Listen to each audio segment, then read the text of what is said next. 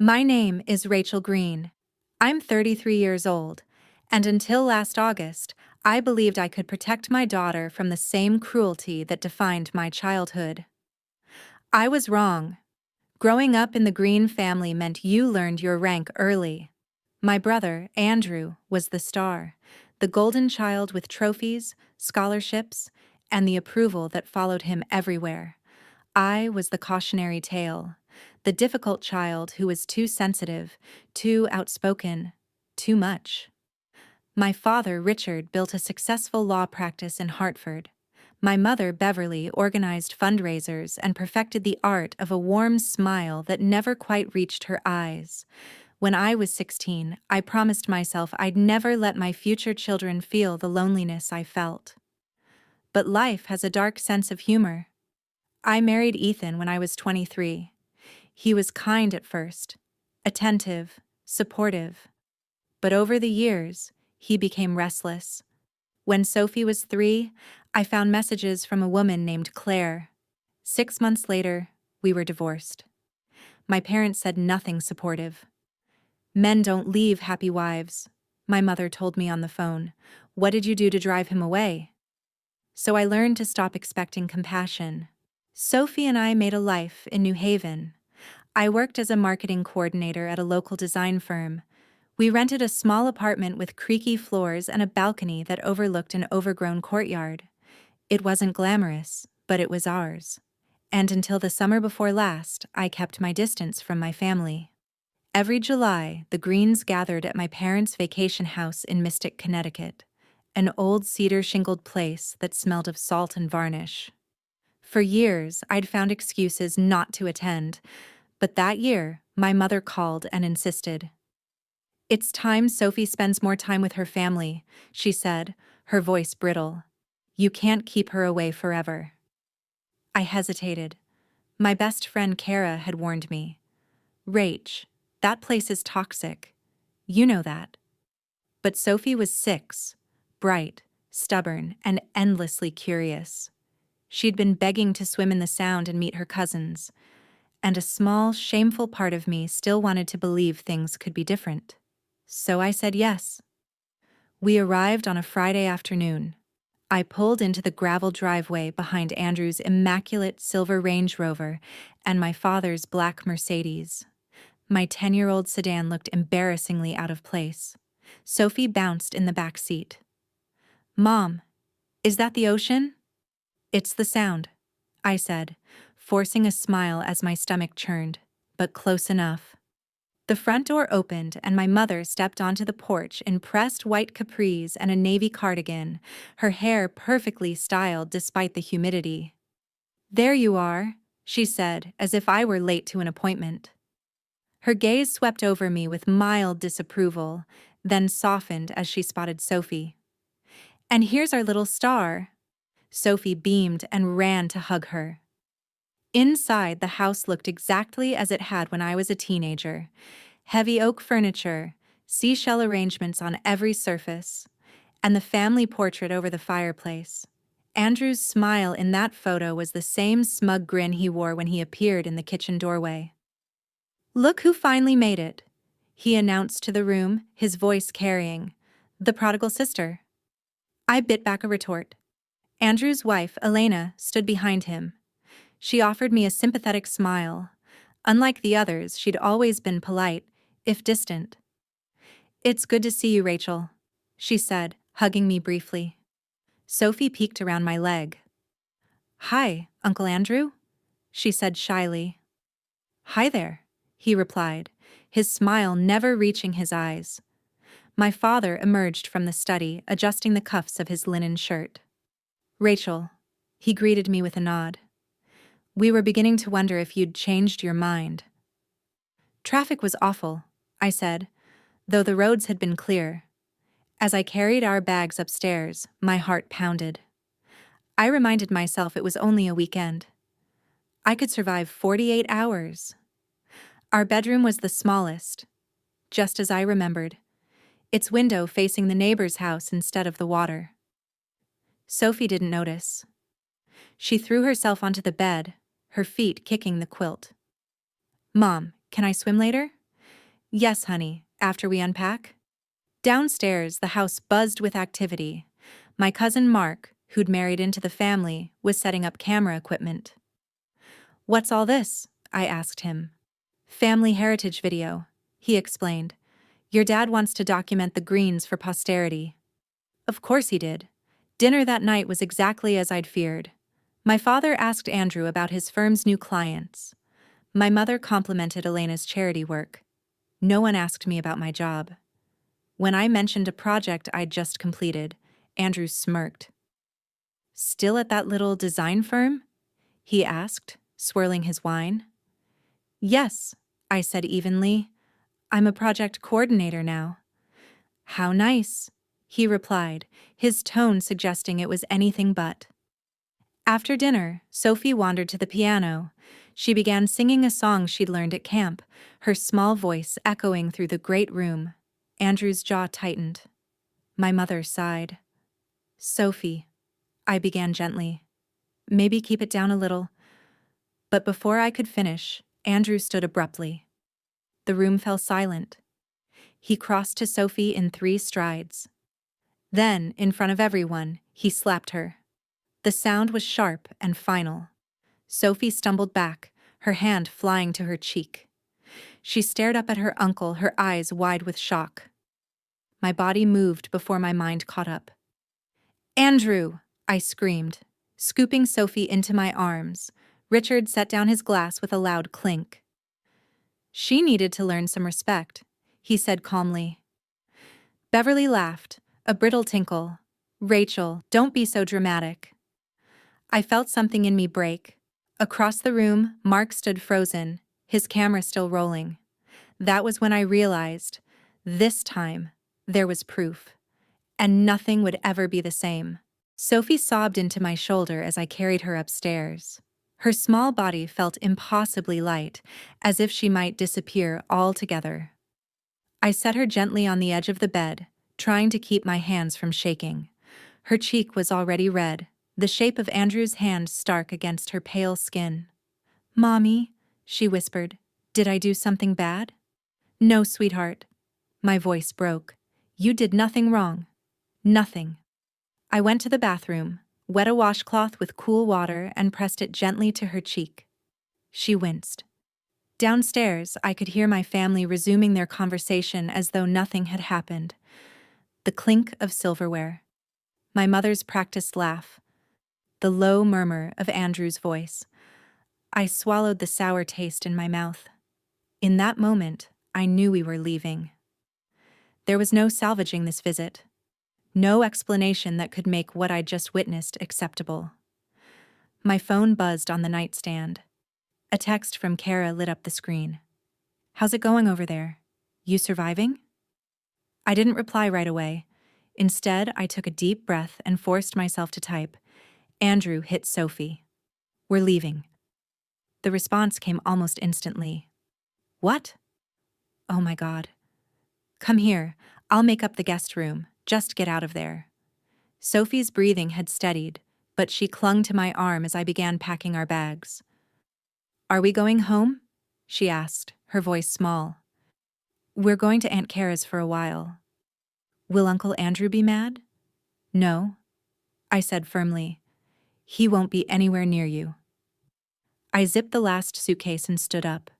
My reflection in the mirror startled me, eyes swollen, mouth set in a thin line. I looked like my mother. That thought jolted me into action. I lifted Sophie into my arms, balancing our bags awkwardly, and carried everything downstairs. My mother was arranging flowers in a crystal vase. She looked up, eyebrows knitting. What are you doing? We're leaving. Her mouth fell open. Rachel, don't be ridiculous. My father rose from his chair. Sit down, we can talk about this calmly. There's nothing to talk about, I said, my voice flat. Andrew appeared in the doorway to the kitchen, a tumbler of whiskey in hand. He smirked when he saw me. Running away again, little sister? I didn't answer. I turned and walked toward the door. Mark, my cousin by marriage, caught my arm as I passed. Rachel, wait, he murmured. I got it on tape. Everything. I wasn't sure if you knew. I blinked at him, disoriented. The camera? He nodded. Your dad wanted me to record candid family moments for the heritage video. His voice dropped even lower. I'll make you a copy.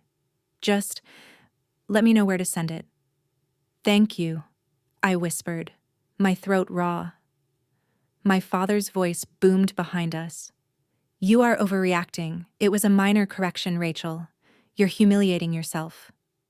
I ignored him. Outside, the air smelled like salt and fresh-cut grass. Sophie buried her face in my neck as I strapped her into her booster seat. She didn't say a word. When I finally slid behind the wheel, my hands on the steering wheel, I realized I was shaking so badly I could barely turn the key. Mark came out onto the porch, lifted a hand in a small wave, and then disappeared back inside. As I pulled away from the house, I didn't look back. The drive to Kara's felt endless. Sophie drifted in and out of sleep, her thumb hooked in the collar of her dress. Every time we hit a bump, she flinched. I kept replaying that moment in my mind. The way Andrew's face had twisted in disgust. The way my father had called it correction. The brittle satisfaction in my mother's laugh. For a long time, I'd told myself that keeping a connection with them was worth it, that children needed family. But in the span of 5 seconds, all my illusions had disintegrated. When I pulled into Kara's driveway, she was already waiting. She opened Sophie's door, her face soft with concern. Hi, sweetheart, she murmured, brushing Sophie's hair back. Come inside, you're safe now. Sophie clung to her hand as they walked toward the porch. I followed, numb. Inside, Kara had laid out blankets on the couch and a stack of Sophie's favorite books. The familiarity of the small, cluttered living room felt like stepping into another life, one where love didn't come attached to humiliation. Kara settled Sophie with a coloring book and motioned me into the kitchen. Sit, she ordered. I sank into a chair, staring at my hands. Tell me exactly what happened, she said gently. I told her everything. The breakfast, Sophie singing, the slap, my parents' reaction, Mark's confession about the recording. Kara listened without interrupting, though I could see her jaw tightening. When I finished, she blew out a slow breath. Okay, she said finally. First things first. You're not going back there. Ever. I know, I whispered. You need to take her to a doctor tomorrow. Document it.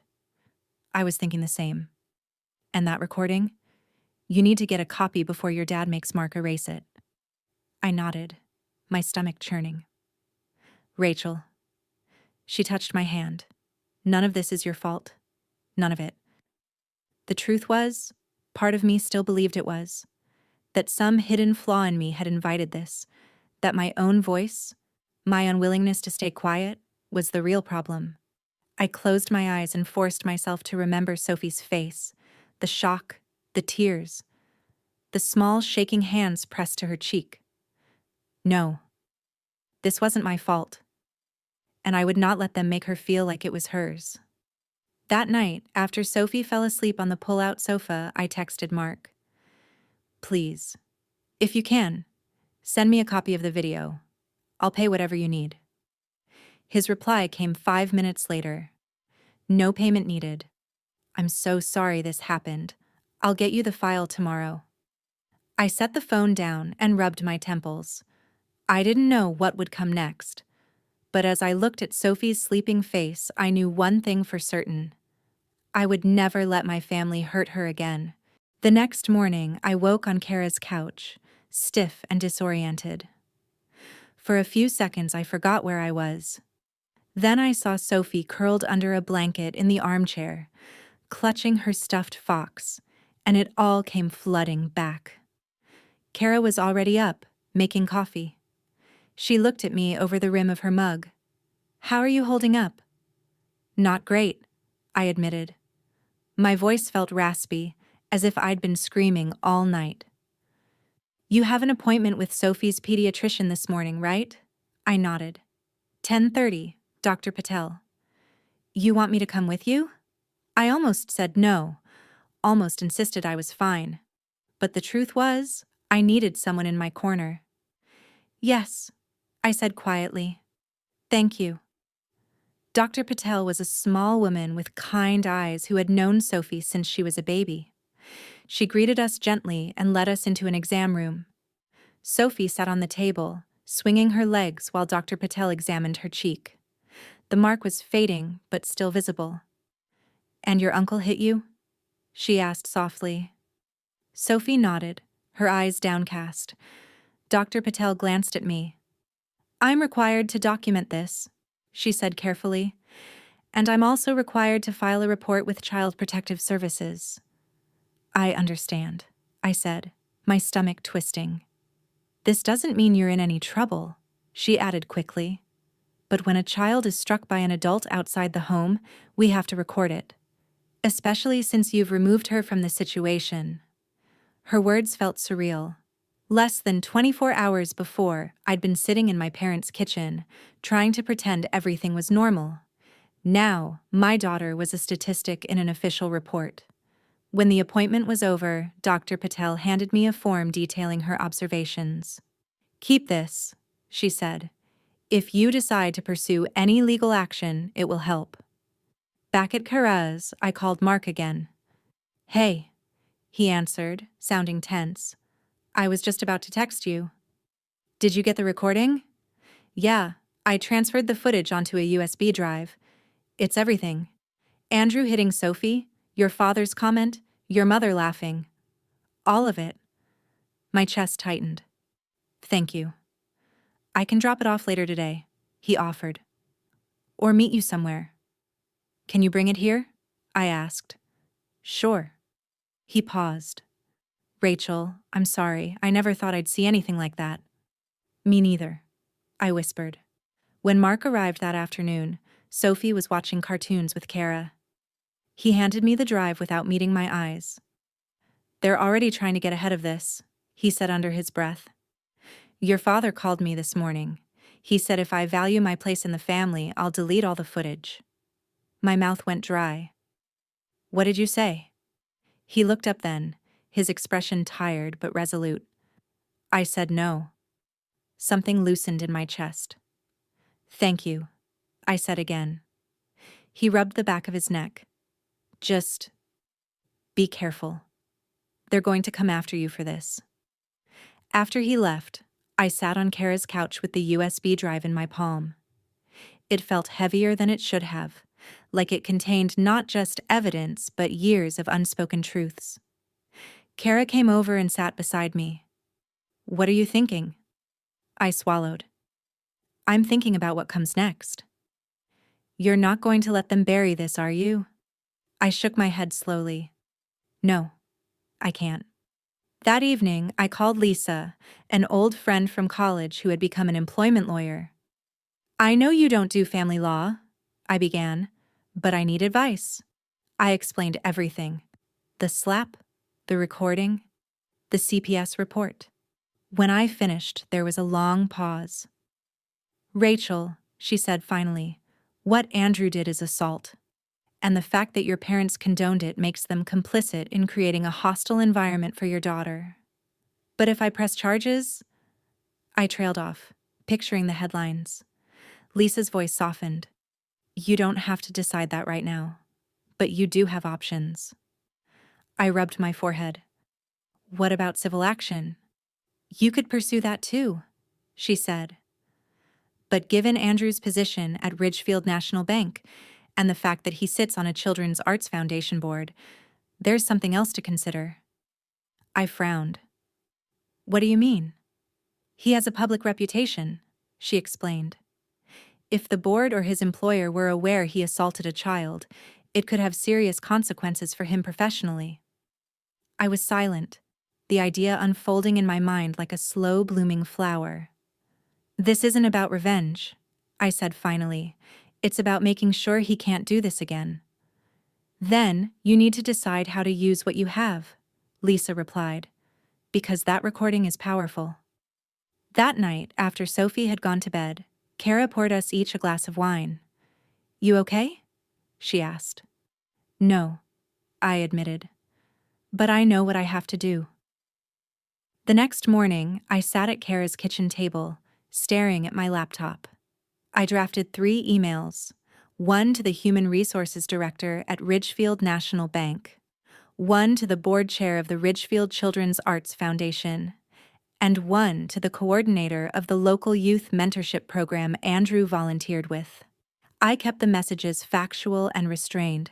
I am writing to share documentation of an incident that occurred on July 21st, involving Andrew Greene. While attending a family gathering, Mr. Greene struck my 6-year-old daughter across the face for singing. The attached audio and video files confirm this account. I am sharing this information because I believe organizations working with children have a right to be aware of this behavior. I read each message 3 times, checking for any emotional language. When I was sure, I attached the files. Kara watched me from across the table. "Are you ready?" she asked. I thought of Sophie's question in the car. Was I bad? I thought of my father's smirk, my mother's laugh, Andrew's hand across her face. And then I clicked send. It didn't take long for the consequences to begin. The first sign came less than 24 hours after I sent the emails. My phone rang while I was packing up a box of Sophie's toys Kara had offered to store in her attic. The caller ID said unknown number, but something in my gut told me exactly who it was. I let it go to voicemail. When I finally listened, my father's voice came through, brittle with rage. "Rachel, what have you done? Do you have any idea what you've set in motion? Call me back immediately." I didn't call. That afternoon, while Sophie was napping, Kara walked into the kitchen holding her phone. "Check your email," she said quietly. My heart thumped as I opened my inbox. There was a new message from Ridgefield National Bank's HR department. "Ms. Greene, thank you for bringing this matter to our attention. We take allegations of child endangerment extremely seriously. Effective immediately, Mr. Greene has been placed on administrative leave pending an internal investigation." I read the message twice, relief and dread twisted together in my chest. "Rachel," Kara murmured, "this is a good thing." "I know," I whispered, "but he's going to come after me." I was right. By evening, my parents were calling non-stop, each voicemail more frantic and accusing than the last. "You've humiliated this family," my mother snapped in one. "You've destroyed your brother's career over a misunderstanding." Andrew didn't leave messages. He sent texts instead. "I hope you're happy. You've made me look like a monster. If you think you'll get a penny from me, think again. You've always been jealous. You're pathetic." I deleted every one without replying. 3 days later, I received an email from the Ridgefield Children's Arts Foundation. "Ms. Greene, after reviewing the information you provided, our board has voted unanimously to remove Andrew Greene from his position, effective immediately. We have a zero-tolerance policy regarding child welfare and cannot in good conscience continue our association." I sat back, staring at the screen. The man my family had spent decades shielding from consequences was finally facing them. But even as Andrew's reputation crumbled, Sophie's healing had only just begun. She woke up crying most nights, clutching her stuffed fox and whispering that she was sorry. She stopped singing entirely. Even humming drew a flinch I recognized too well. The same instinct to make herself smaller, quieter, invisible. It broke my heart in ways I didn't have words for. So I did the only thing I could think of. I found her help. We met Dr. Garner, a soft-spoken child psychologist, in a sunny office filled with watercolor paintings and shelves of stuffed animals.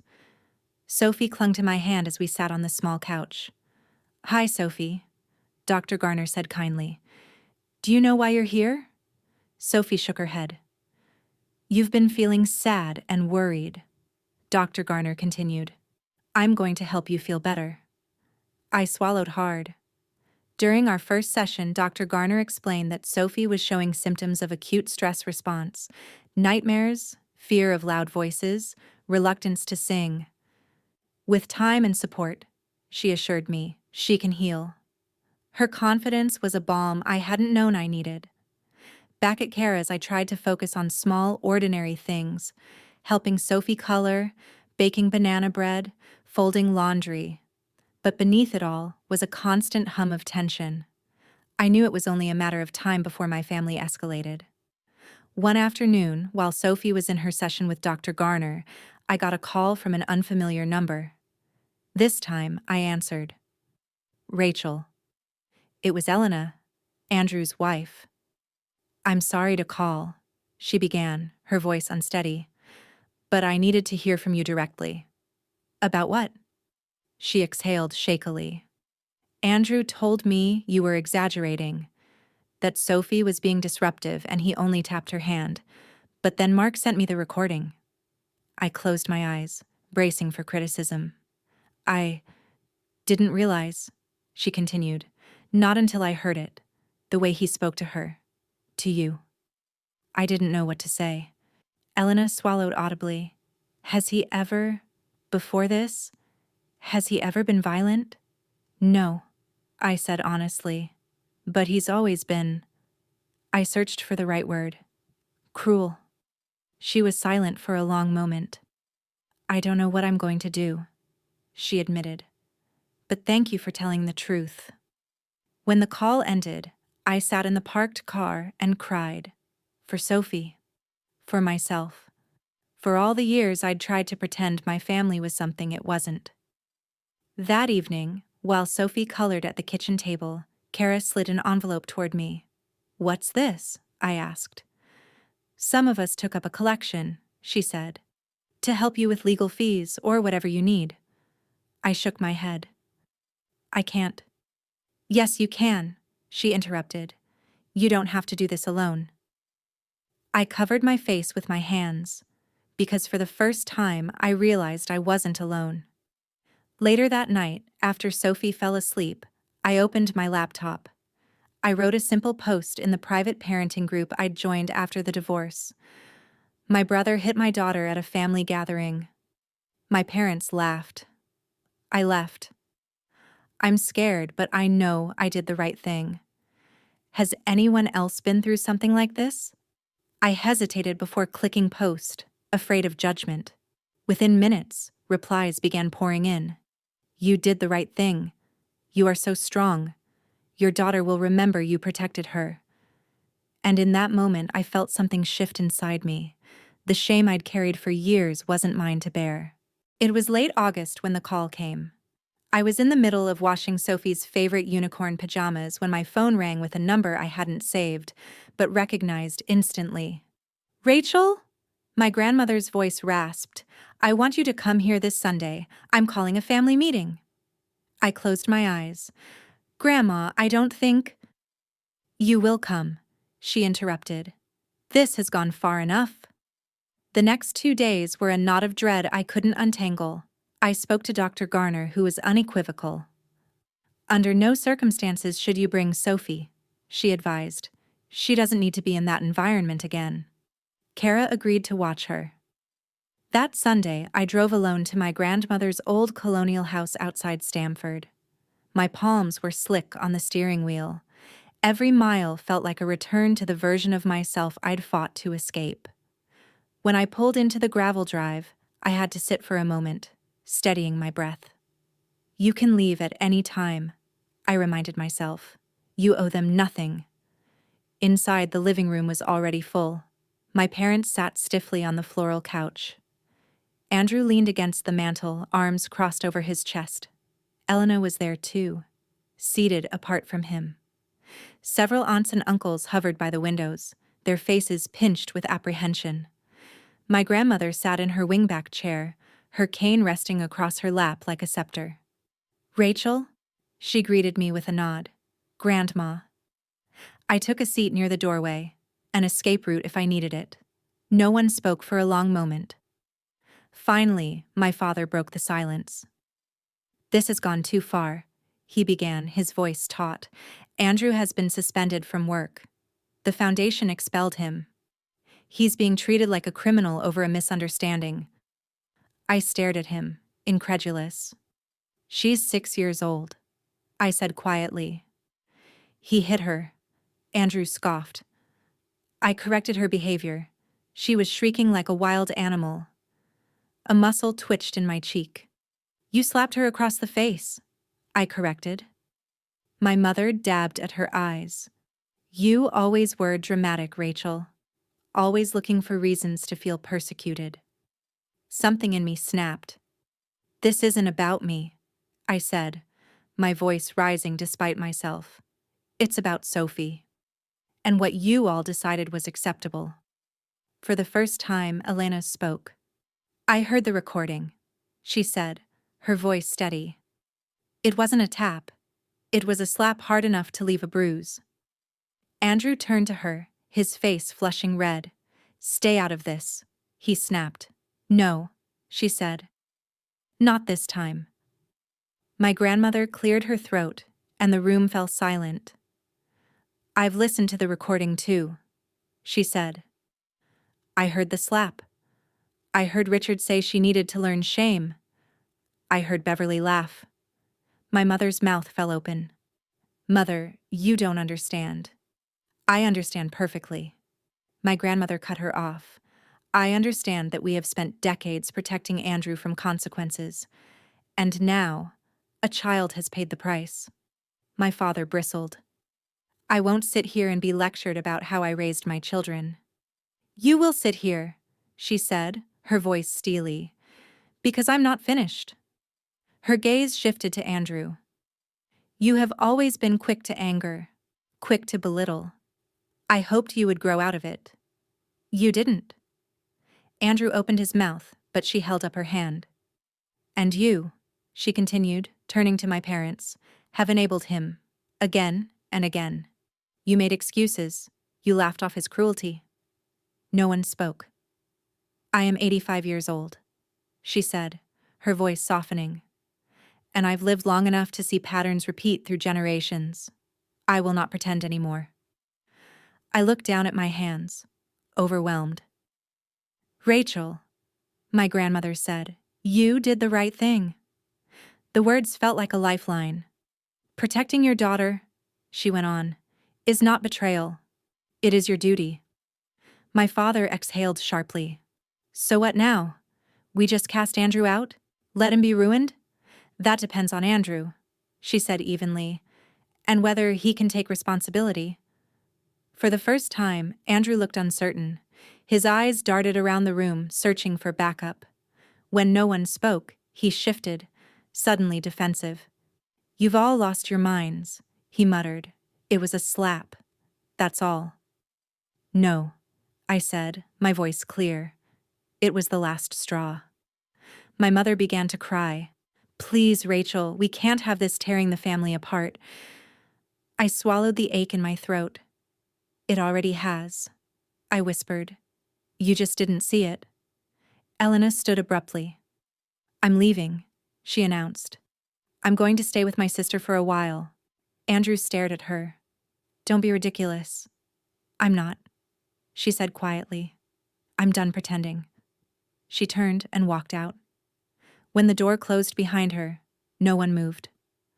Finally, my grandmother spoke again. This is a turning point, she said.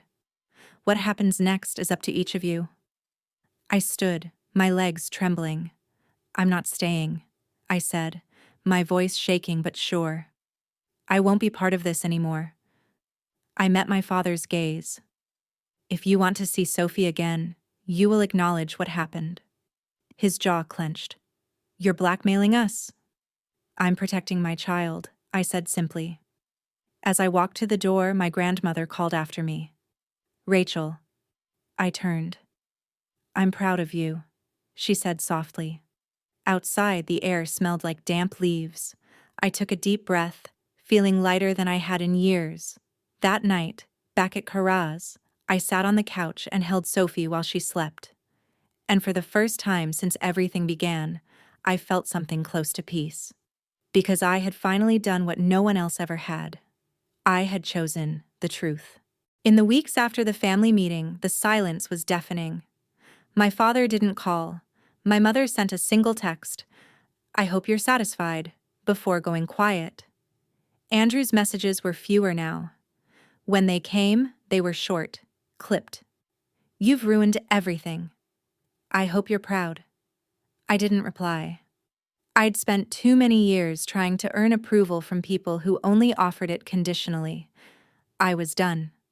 Sophie was still having nightmares, but they were less frequent. Dr. Garner assured me this was a sign of progress. "She's learning that she's safe again," she said during one session. "And she knows you protected her. That matters more than you realize." Sometimes I wondered if Sophie would remember that weekend when she was older.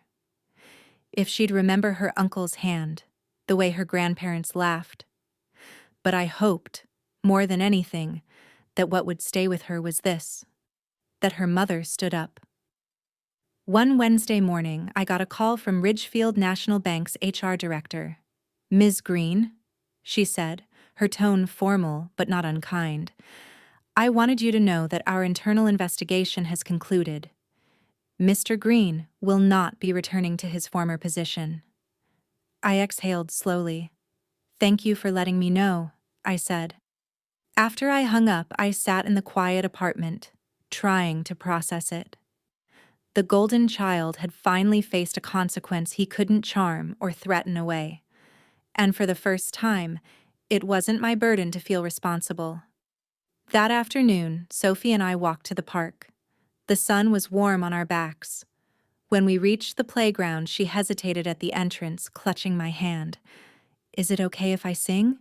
she asked softly. My chest tightened. "Yes, sweetheart," I whispered. "You can sing whenever you want." She nodded, her expression serious. Then she let go of my hand, climbed onto the slide, and began to hum.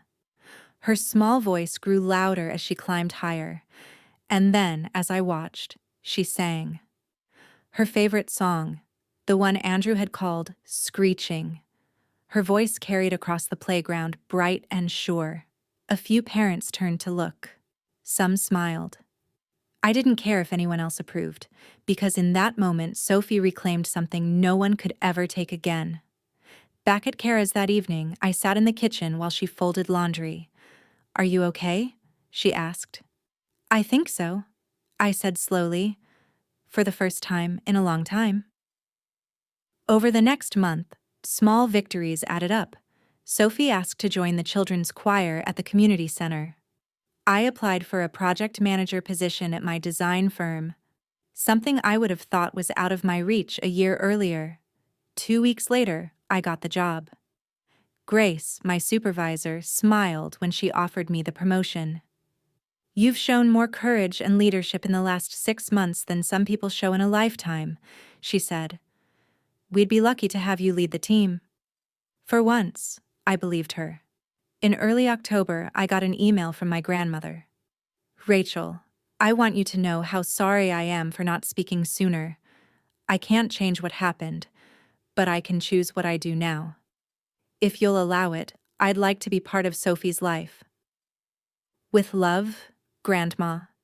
I read the message 3 times before I replied. "Thank you for standing up. That means more than you know." I told her that we could start with phone calls and short visits. No one was entitled to Sophie, but I was willing to build something healthy. Boundaries. Something I'd never learned as a child, but was determined to teach my daughter. On a cold Saturday afternoon, we hosted a small gathering at Kara's apartment. Kara, Mark, Elena, and a few of my closest friends filled the living room with warmth and laughter. Sophie stood by the window, twisting the hem of her dress. "Mom," she whispered, "can I sing now?" I knelt down so we were eye to eye. "Only if you want to," I said. She nodded, and then, in front of everyone, she started to sing. Her voice was steady, clear, and beautiful. No shame, no fear, just Sophie, taking up space. When she finished, the room erupted in applause. I hugged her tight, pressing my cheek against her soft hair. "You are so brave," I whispered. "I am so proud of you." That night, after everyone had gone home and Sophie was asleep in her borrowed bed, I stepped out onto the tiny balcony. The stars were clear above the rooftops. For so long, I'd believed my worth was measured by how well I could smooth things over, keep the peace, make myself small. But standing up for Sophie had taught me something I hadn't understood before. There is nothing small about protecting your child. Nothing shameful about demanding respect. Nothing weak about saying enough. Some families are built on silence, but ours, Sophie's and mine, would be built on truth. And no matter what came next, I knew this: we would face it together.